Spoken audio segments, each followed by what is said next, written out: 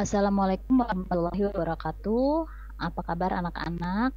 Mudah-mudahan kalian baik-baik saja dan masih selalu semangat ya untuk mempelajari materi-materi dari Ibu. Alhamdulillah pada kesempatan hari ini ya Ibu menyampaikan pembelajaran melalui media video. Materinya masih materi minggu lalu itu tentang interferensi dan difraksi cahaya ya. Karena minggu lalu penggunaannya kurang maksimal ya anak-anak. Nah, untuk materi ini pasti sama ya. Kita nanti akan belajar interferensi cahaya itu apa, difraksi cahaya itu apa.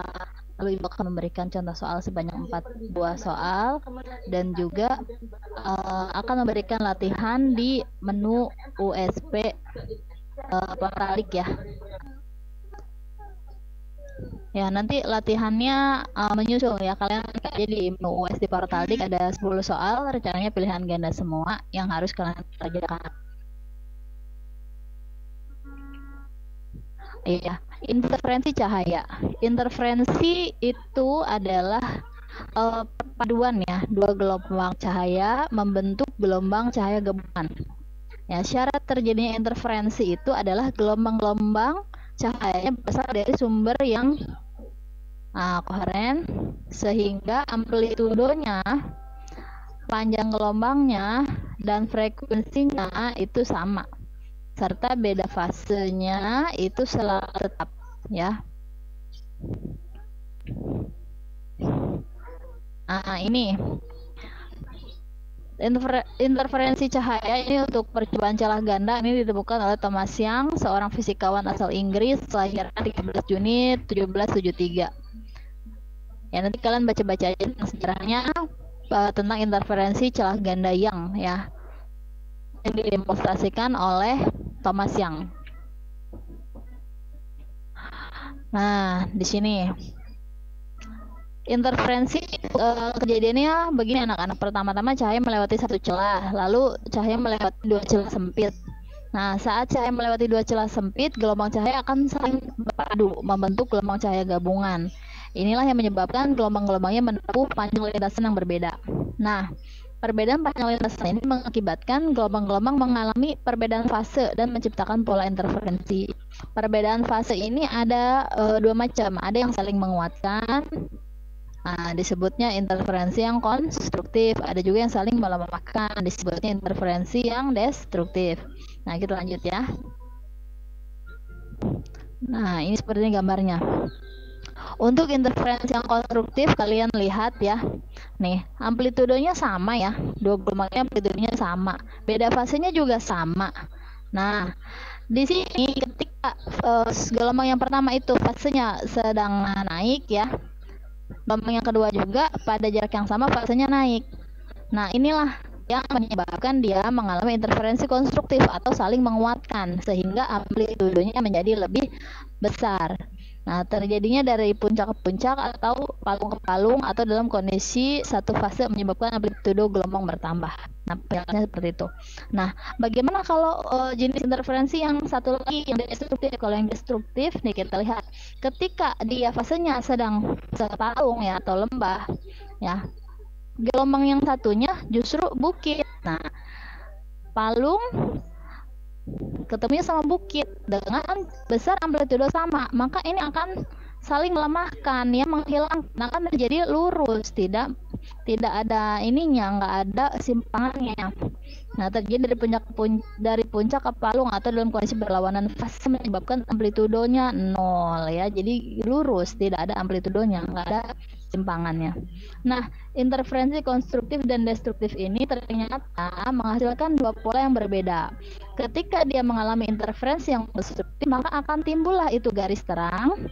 Ketika dia mengalami interferensi yang destruktif, maka akan memunculkan garis yang gelap. Nah, sumbernya ini dari ruang guru ya. Nah, ini garis gelap terang yang tadi sudah Ibu sebutkan ya.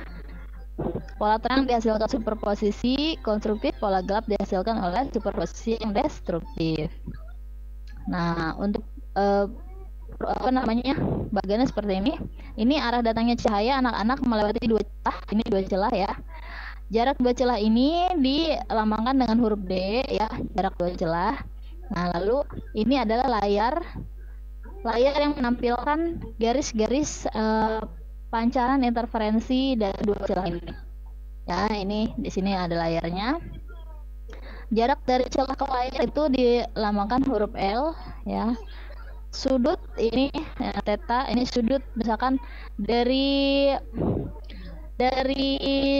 celah ke orde keberapa, misalnya ke terang pertama atau terang kedua, sudutnya membentuk sudut berapa. Nah, itu theta ya, sudut. Nah, lebih jelasnya kita langsung ke rumusnya. Nah, rumus interferensi untuk yang konstruktif berarti ketika pelatang, ini untuk interferensi ya, D sin theta sama dengan M dikali lambda. Atau sin theta itu adalah P dibagi L ya. Kalau kalian perhatikan tadi di sini. Nah, sin theta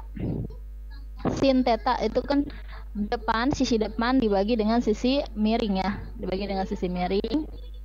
Nah, di sini depannya itu adalah sisi Y ya. Miringnya itu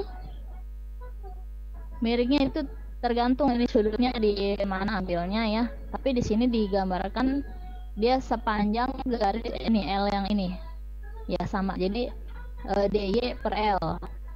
Atau di sini ditulisnya DP per L. Boleh.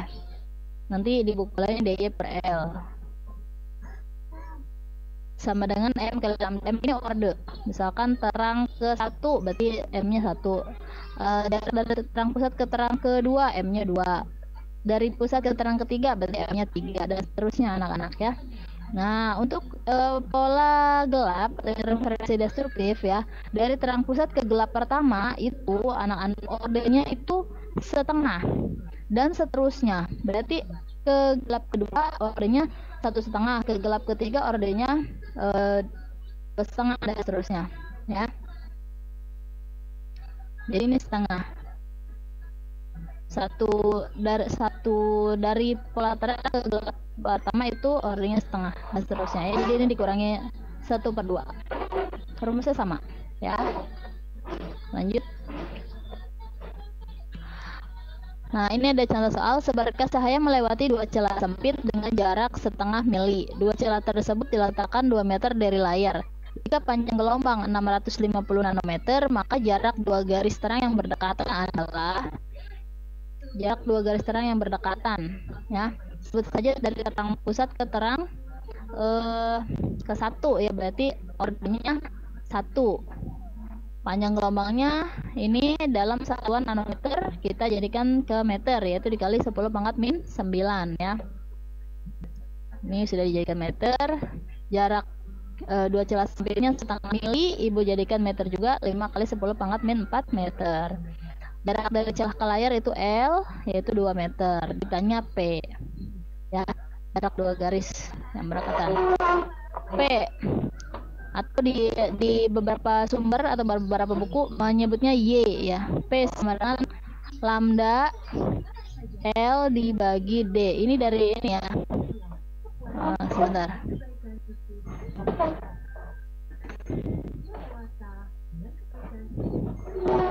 Itu asalnya dari ini, dari rumus yang tadi. DY atau DP ya, inputnya DP. DP per L sama dengan M dikali dengan lambda.